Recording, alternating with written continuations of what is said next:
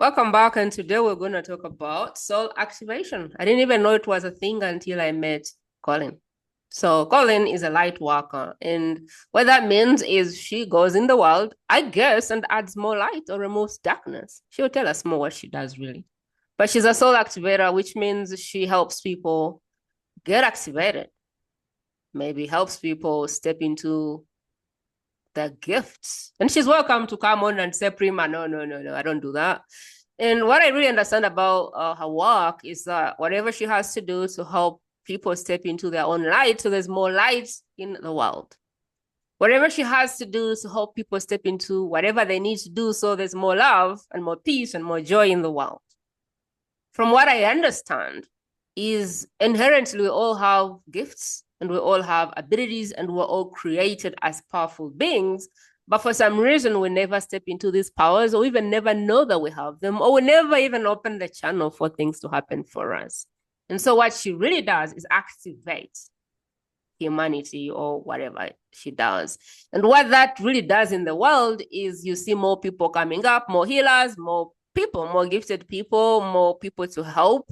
And hopefully the world ends up being a better place. She had a lot of things she does, and I don't understand all of the things she does. But what I'm going to do is step in. I have questions for Colleen. Maybe you will too. I don't know.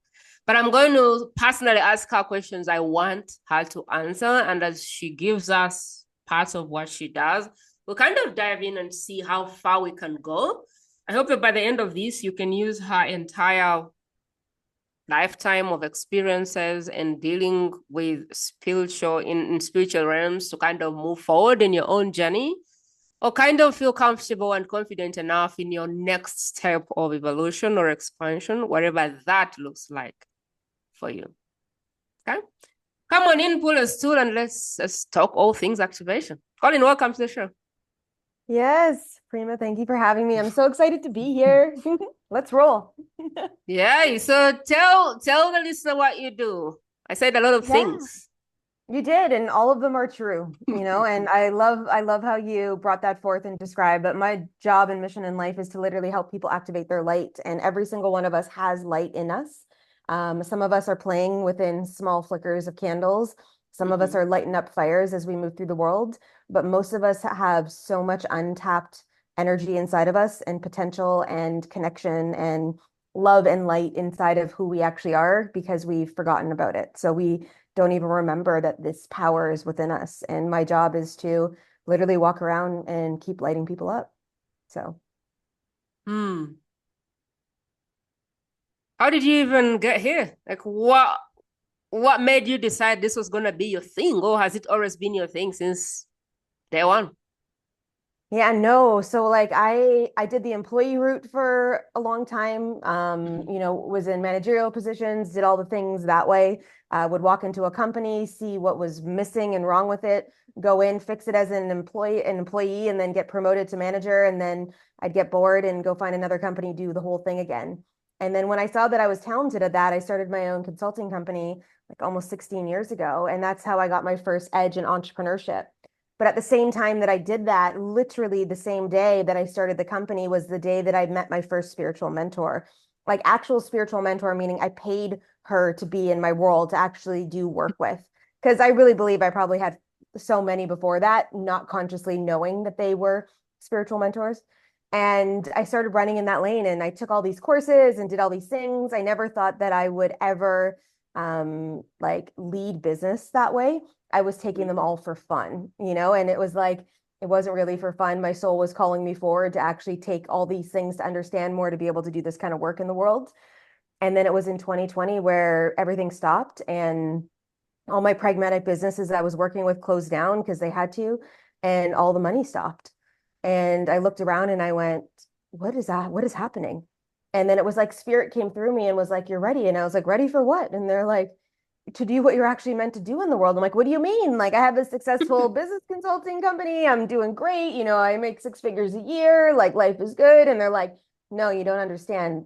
That was a part and a piece that plays out in the world that you're meant to step into, but you're meant to really help people align in their soul's purpose. So for a while, I rebelled against them. I argued with spirit. I was like, this isn't happening. I'll start this in January. And then the calls just started coming in. So it was literally in November of 2020 that I literally got a call from a woman.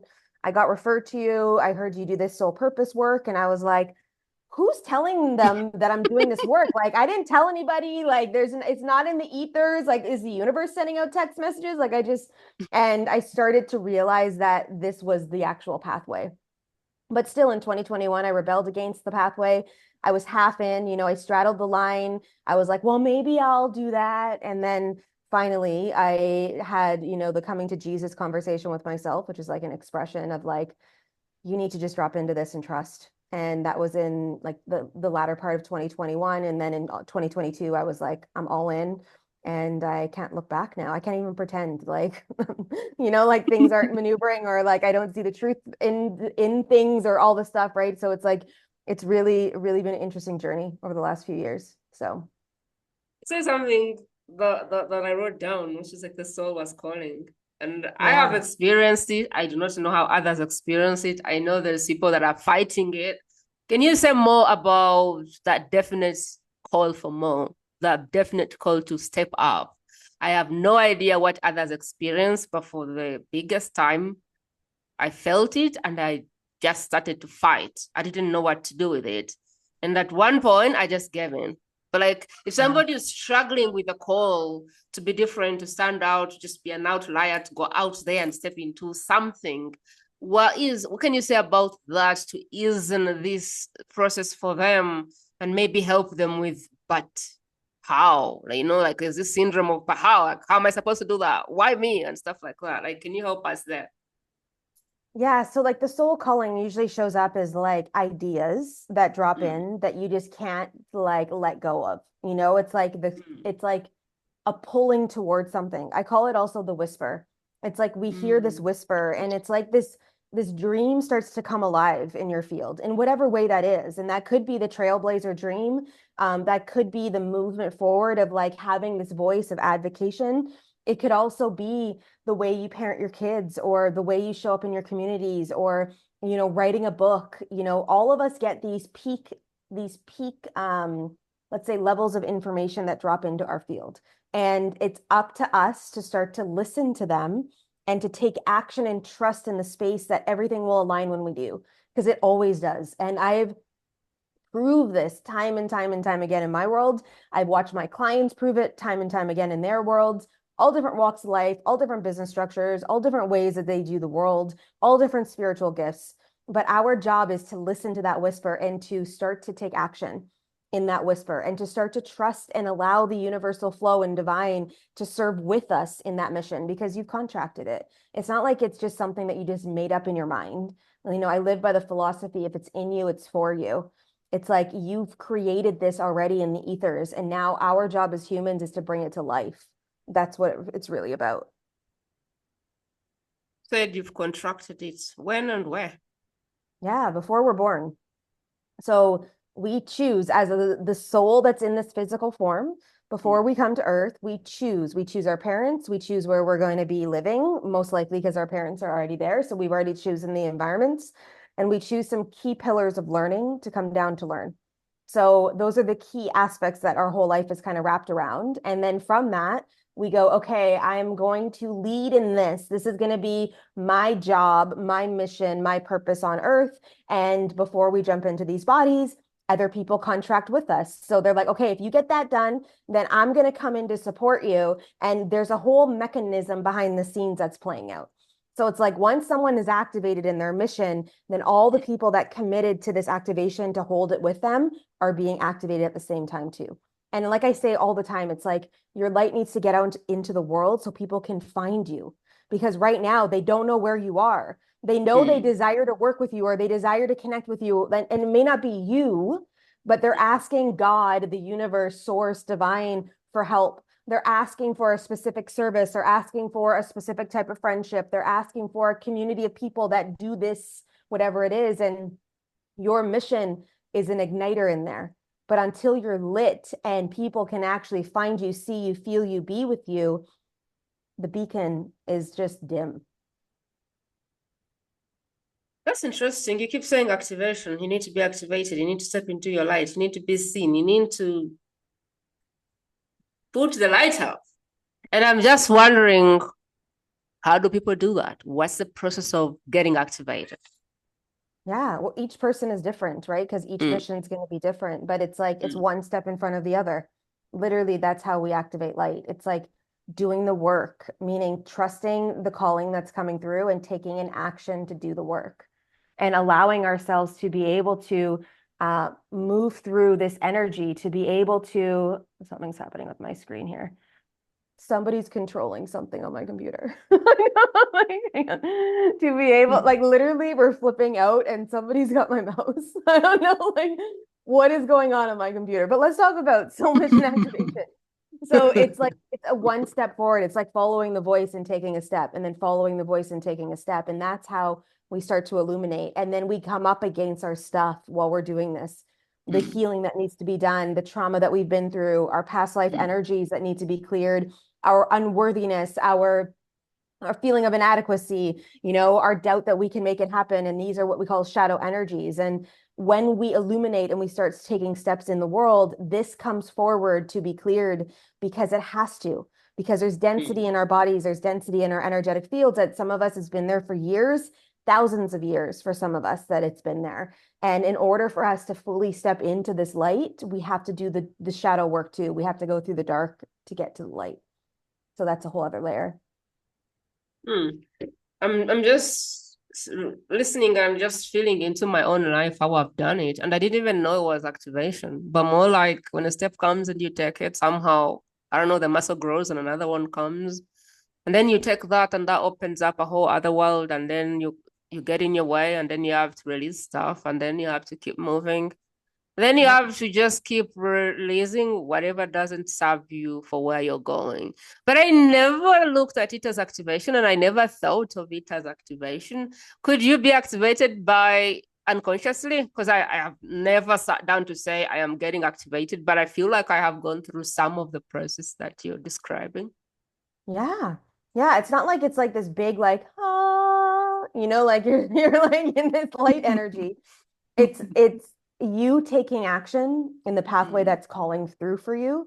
That is the mm, activation. And for some of us, we have awareness around it and we're like all like we know that this is a thing. And for a mm, lot of people on the earth, they don't have any reference point to this, but they lead their life this way. And in that is the activation. Like my job is to really work with deep rooted spiritual people that may or may not know that they're that spiritual until they start to really do the work and get into that field of awareness. And it's connected. It's like there's a truth that moves through me that I see through all the veils of I call it the veils of illusion. I see through all the veils of illusion on earth. So all the matrices, all the boxes of matrices, all the timelines, all the things that are transpiring. And it doesn't mean I always share it all with the people because most people are still trying to just be a human in this world. But there's parts of it that start to come through in the work we do. We start to see the veils, we start to see the layers, we start to see the energy codings. And yeah, it's like a cool thing, we'll say. I lost you. Oh no, I'm still here. Yes. I think Can you hear there's like me? a ring going on. Yeah, there's like a ring. Someone is ringing you or something. So weird. What the fuck is going on? Okay, let me just see something here. So you can hear me? Yeah, I can hear you until the ring comes back. What is this ring?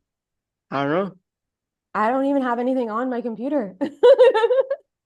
I have no ringtones ever any place. And so there wouldn't be No, anything ringing for me. People can't ring I've me like everything is blocked. my phone is off. My phone is always off. That's so weird. What is transpiring right now? Okay, where was I? We were talking about being activated, and you were talking about how you like to work with the spiritual beings that I think want to go deeper in their own spiritual journey. Yeah. What did you miss? We could just keep moving through because I don't, like, I do have a question. I wanted to ask, what about those people who don't even know? Who just feel like a black sheep, or they just feel like a lost soul. They just feel like they don't fit. And they have yeah. no idea where to begin from. And probably they are on autopilot and they're like, I don't even know why I'm here. What Yeah. exists for them in your world? Like, what explanation can you give someone to feel like, okay, I'm not alone? Well, there's part of this journey is the loneliness and being Mm, a lone ranger in the pathway. So if you are on that mm, right now and you're unsure of things, you're in the right space. Like it's like we've all of us have been there, you know, and mm, looking back on it, it's in those pivotal moments that we actually got the answers we were seeking. If you allow yourself to get the answers you're seeking, meaning taking the time, going in deep, asking the questions, being with yourself. And although you may feel isolated right now or like you're confused, I would challenge you to start to play in confusion, meaning, mm, why am I really confused?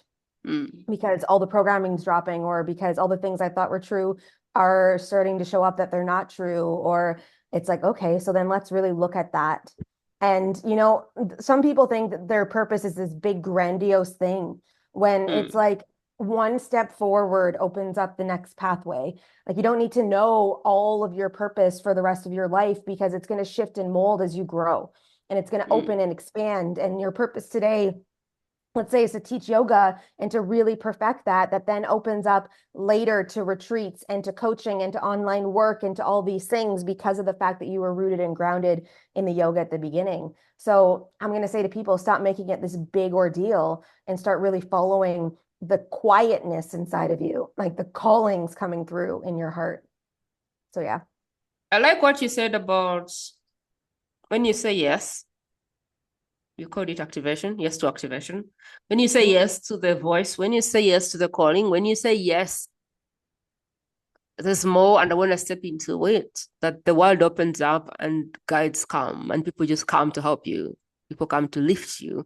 But it's like you've got to put it out there in the world that, okay, I am ready for this thing.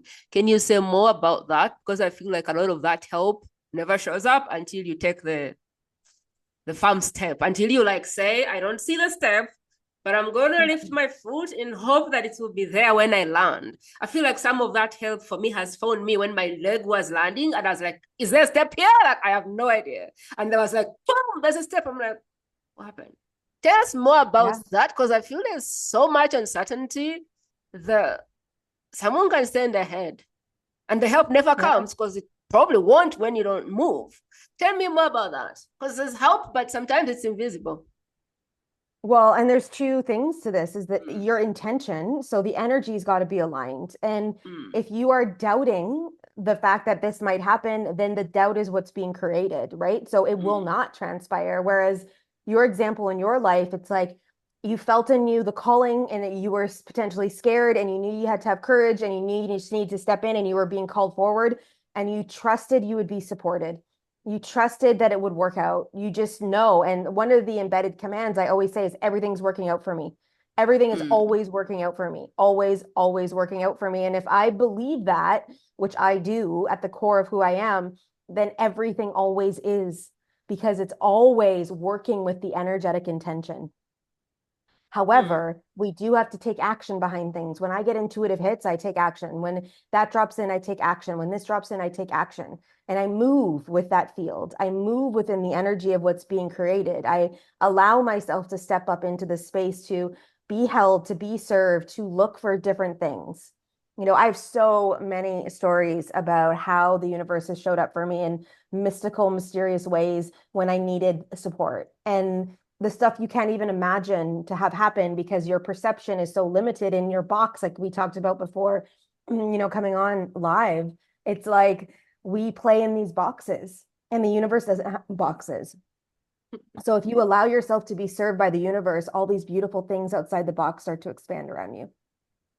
So yeah. interesting. Really, really interesting.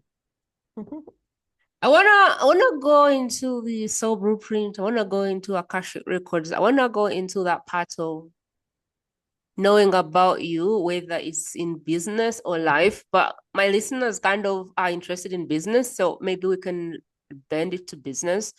Give me an idea of what those things mean, how you can move through business perhaps with less guesswork, having some of the tools that you use for business. Yeah, well, the Akashic records are the soul's blueprint. It's like Mm, where you've been in past lives, future lives. It has all your information. I always explain it like it's like a filing cabinet. So you open up the drawer and this is your soul's files and everything is in there. Your contracts, energies that are playing out in your field, past mm, life information, karmic debts, all different kinds of stuff are in there.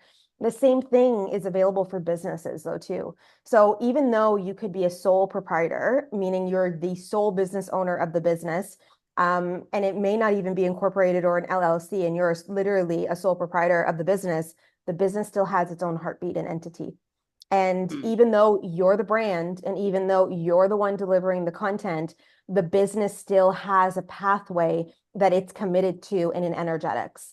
And when we start to learn this about our businesses, then we can tap into our businesses as an entity and move with the business structure, meaning ask it questions, like find out what is the actual desires of the business? What is the impact?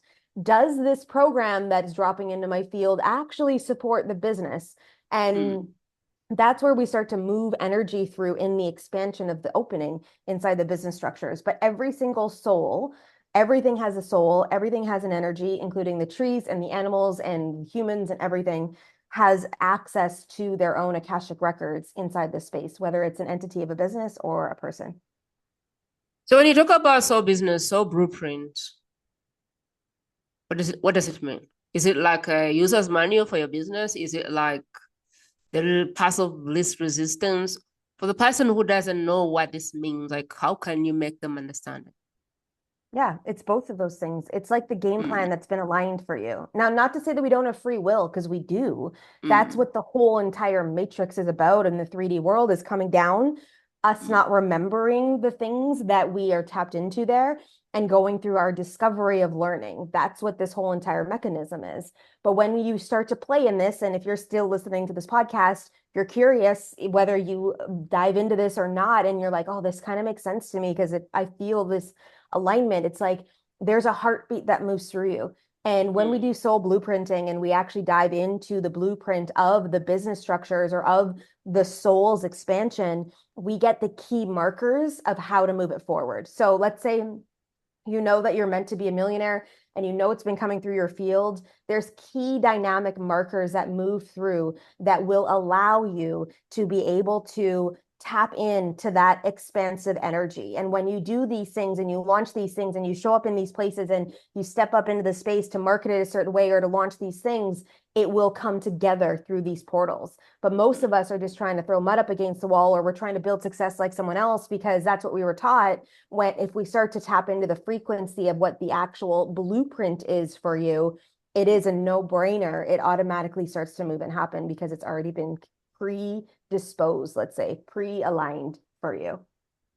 Mm. I want to explain this because I think it's very important for whoever's listening to understand this thing. I've done a lot of hustle and grind 3D stuff for a lot of time. Mhm. Made a lot of money doing that.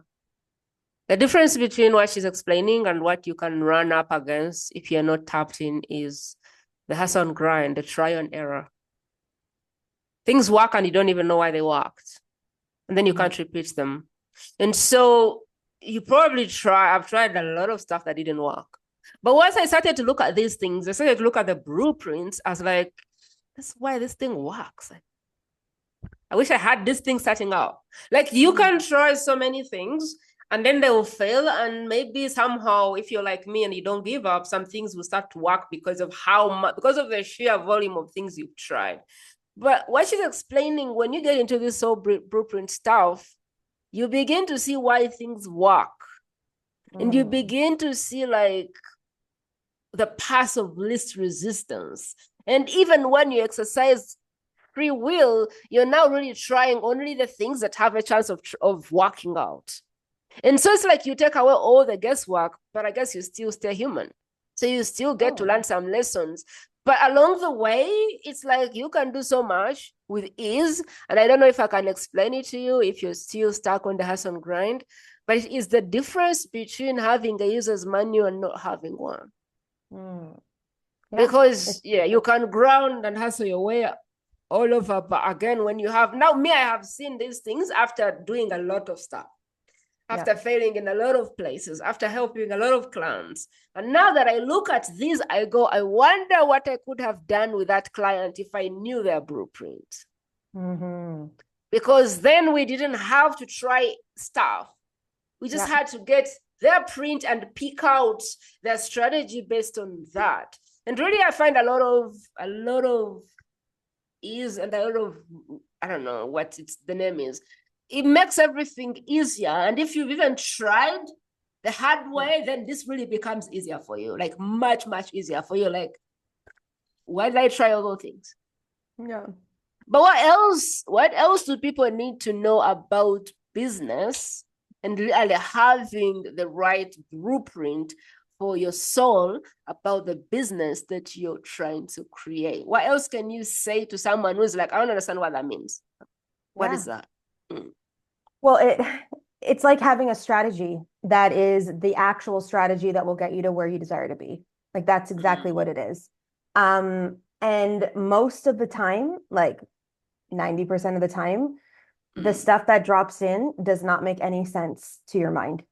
It will be counterintuitive to certain things that you've been taught. It will be like, this is how you show up in this way, and this is what it's moving through. And you're like, but that doesn't make any sense because da, da, da. And it's like, it doesn't make any sense because when we lead with the heart, it's a completely different engine. So for those that don't know, the soul resides in the heart chakra, in the heart-centered space. This is where we access our own Akashic records. This is where we tap into our own intuition. When we work in the third eye, it's the dimensional energies, it's our telepathic communication between people, but this is the connection within. So when we start to drop into the heart and open the heart up and expand with the heart and listen to the heart, this creates a difference of energies and it won't make sense. And some of the things that we do cannot be calculated, or it goes against the algorithm of the certain social media platforms, but it's calling us forward to expand into it and to trust, because everything is energy. And even though they try to control stuff with computerized things that they're moving through the world, energy can transmute everything. So it's in that potency of energy that you get crystal clear, that you have the courage to step behind it, that you're able to move and to launch and to be really in that laneway of what this means. And then the doubt starts to move aside, although it still will come up if that's your thing, no matter what level you come into, because it will peak it up and be like, I'm here. And you're like, we're good. Thank you. But yeah, does that help? Yes, it does. I like it. It's like having a GPS. Yeah. And being in a new place that you've never been, but trusting that GPS is gonna get you where you're going, whether you know the language or you don't. Yeah. And perhaps everybody else in that place thinks you're lost, but you know you're not, because you're being, it's like everyone is going this way and you're going this way, but how can you do it with ultimate confidence in yourself, knowing that that's not where everyone is going? It is having the clarity that you have the map from your creator, I would imagine. Yeah. So cool. Talk to me about expansion and expansive realms, and how do we move from one? It's like there's always another level and another level and another level. And tell me about expansion, and when does it stop? When do we stop expanding, if there's anything like that? We never stop expanding until we're done on this earth plane in this body, at least. So it's like one of my clients is like, when is this going to be over? I was like, never, because we come down to earth to keep opening. So expansion is like an opening. It's like a calling of an energy. And when we expand, it means we connect in deeper to self, but we open ourselves up for more love, more light, more money, more connection, more of something, or deeper connection ties to those things. Pleasure, desire, compassion, whatever impact, whatever it is that's moving through you. So as you do the work in your energetic field and you work on clearing your energy, you do the work in the shadows and all the stuff that comes through with the mindset and the energy and all those embedded beliefs, and you start to step into this pathway of your intuition and listening and taking action, you start to open up more availability to hold more energy, to be in more energy. I call it like opening up capacity. And I really feel that both of them play hand in hand together, as well as deactivating certain energies. Because as we move up, we still have to be releasing. Like we were chatting about that decluttering of energy. It's like decluttering, letting go of the past, getting, rid of stuff helps open up expansion. It helps open up space for you to be able to call in new things, new energies, be in alignment. So expansion is a buzzword that's moving through the field, but it's also a very rooted word in all different ways if you actually lean in to feel what it feels like. So I would challenge everybody listening to this to be like, what does expansion mean to you? What does it mean when you expand?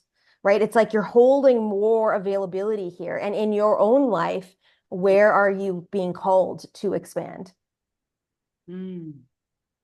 That's a whole big Yeah. can of worms out there. Talk to me about money. I have been in situations where I had a lot of money and in situations where I had no money. And I have been in situations where I got money and then it went out a hole. And it has always been like a wave of a journey for me with money. And going through your course, I got some really cool things that I got from Catapult. And I wanted you to talk through some of the principles from that program that we can live with people, especially with like open loops. That was really cool. And there was something around like are they codes or something? Yeah. Could you talk through that? Because I feel like that opened up some cool stuff for me about even just being aware of the thing or aware of the loop. Can you talk just a little bit about that program and anything you want to share from the program?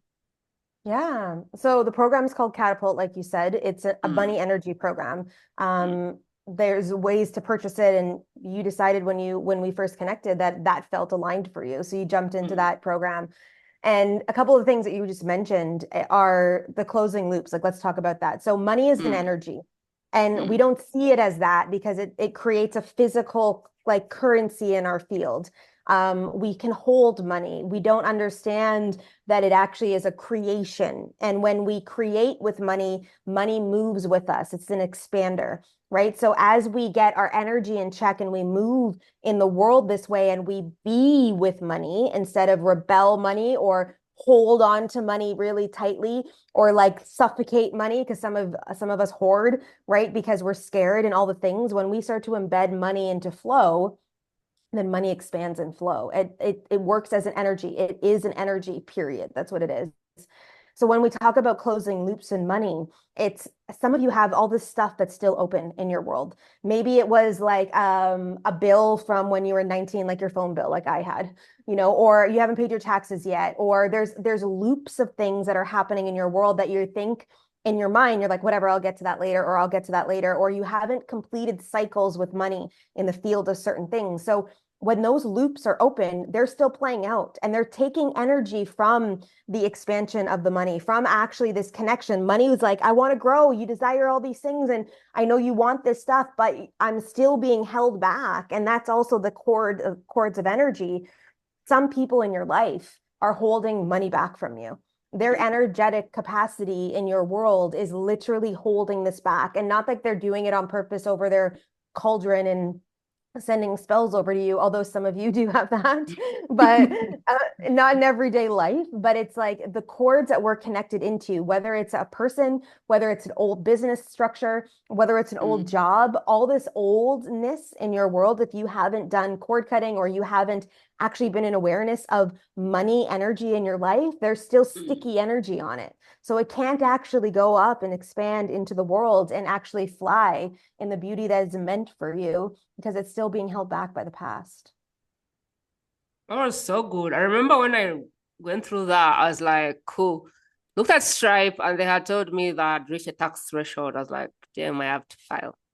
And then I looked at my bank account and I had a limit. And I'm like, what was I thinking? I looked at my banks and the amount of money I wanted to pass through actually couldn't. Right. I was like, so where am I expecting $1 million to sit? In this hall of tax or in this bank that has a cap? And I told my husband about it and was like, yeah, there your million goes. Where is it supposed to go? All your banks are like this with limitations and all this. And like, it's like you have these constrained against how much money you can receive right now. So in as much as you want $1 million to flow through, it probably won't, because it doesn't have a place to sit. And that was one of my biggest ones. When I was going through, I was like, oh my God, I have loops. Like, I haven't prepared for this baby to land. No wonder it's not landing. Tell me about the codes. I felt those were really cool.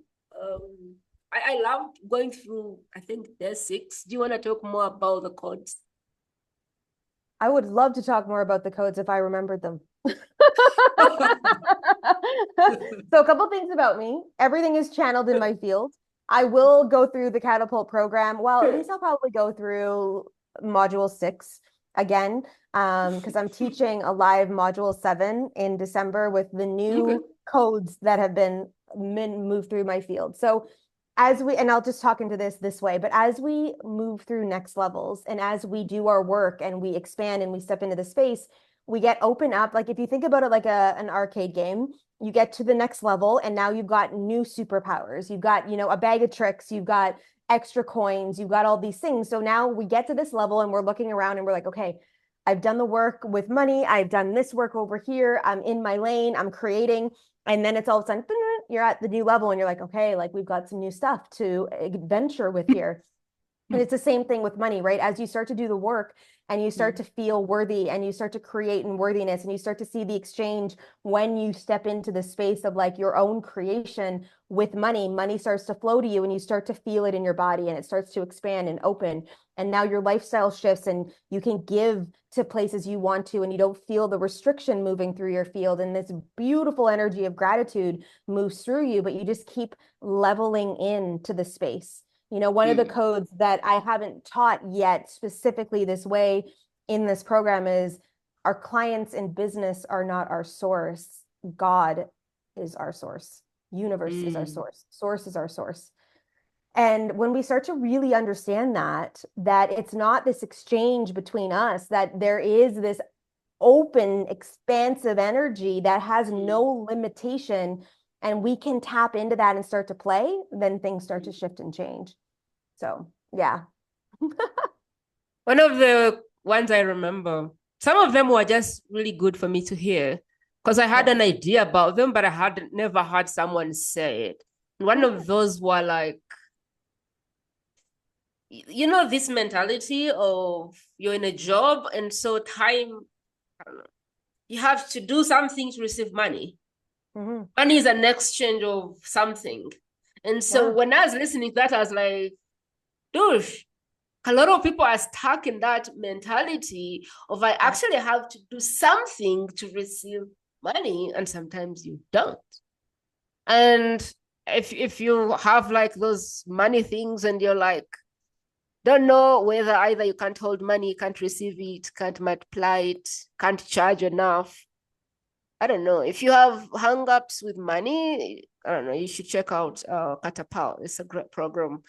I loved it. And I didn't have like a lot of money craziness, but at the time I took the program, I was in a place with money that I didn't understand why I was there.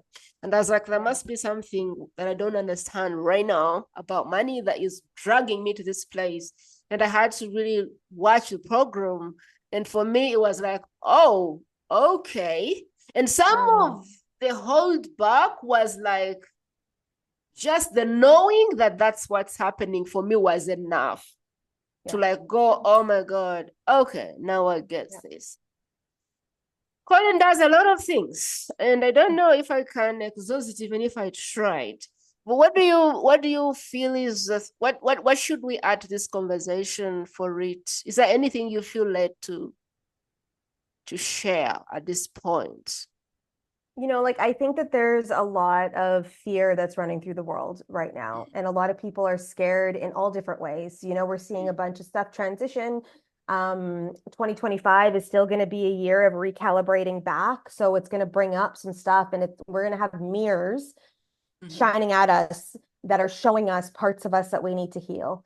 So, and that's in all aspects. That's in business, that's in life, that's in relationships, that's in everywhere. So all I want to say to like humanity right now, and those of you guys listening to this podcast and those that may future listen to this podcast and all the things, is that don't let the fear like eat you up. Step in anyways. Trust you're going to be supported. Trust that it's happening for reasons and that it's happening for you and not to you. And when you start to actually shift in that energy, then you can start to play in the actual divine coding. You can start to play in the expansion. You can start to move through in the purity of your light. But until you allow the fear to come in, because it's already there, instead of pushing up against it or being under it, work with the fear. And I just really potently feel like that's the thing. That's one of the things that has been most helpful for me. And I don't do a lot of energy stuff. I don't even consider myself a healer at this point. Who knows? Tomorrow may be different.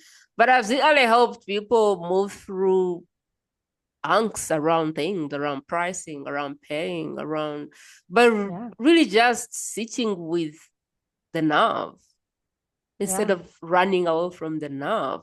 And so it can be as easy as really feeling into whatever the thing is and sitting with it.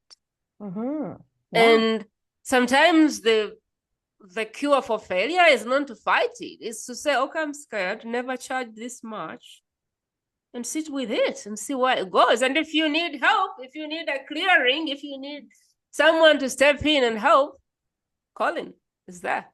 This is the stuff she does in her sleep. Yes, if she gets sleep.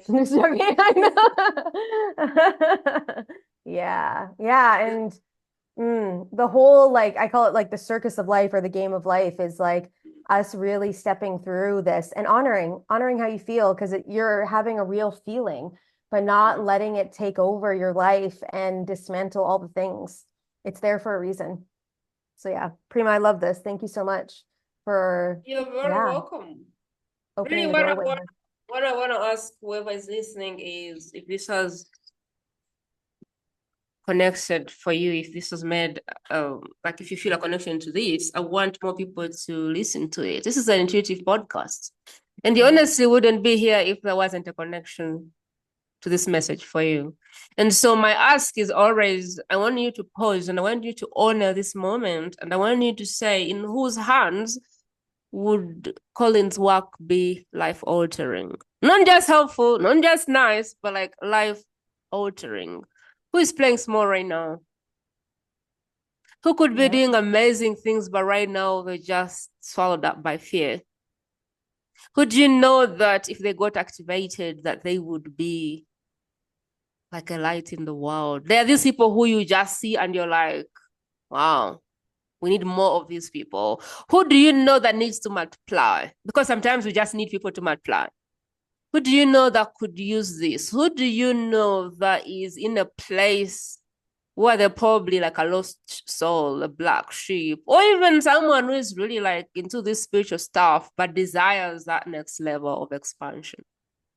Who do you know? I am one of those people. Which other Prima do you know that needs, And a part of me is scared for the next realm and the tongues. I'm like, okay, Prima, slow down. Maybe not right now. Maybe I'm one of those people that needs to step up and step up. But who do you know that if they stepped into this stuff, there'd be like a real power in the marketplace, a real light in the world, a real force of light? Who do you know? And the only thing I ask on this podcast is really, could you lift this and share it in their private space? Just say, I listened to this interview and you came to mind. Gift them the interview. That's how we get messages to move. I am not running ads. I am not doing anything particularly for like traffic to hit this platform, but I'm trusting that these messages will move because each of the guests is gifted and their message exists because there's a cry in the market. And if you're listening to this message, chances are, one, this is your message, or this is a message for someone that is a first degree connection to you. And my only ask is that you stop and honor the message and just share it. Really, that's all I ask. And if you have your app, just pull it up, subscribe, rate, review, do all of the things to help us grow the channel. Colleen, what would you like to end with as we wind up? Yeah. This all comes down to, in all aspects of your life, whether it's in business or in life, is like your belief in yourself. Mm, So all I want to say to you is that yes, you can have, be, and do everything that's coming through you as a desire. You just need mm. to start to trust and take action in that and allow yourself to be blessed with all of the things that you desire. And when you do that, everything aligns. Amazing. That's it from now. Sending you all my love, sending you all the light in the world, and I'll talk to you soon. Thanks, Colin, for being with us. It's been such a pleasure. It has been. Thank you, Prima.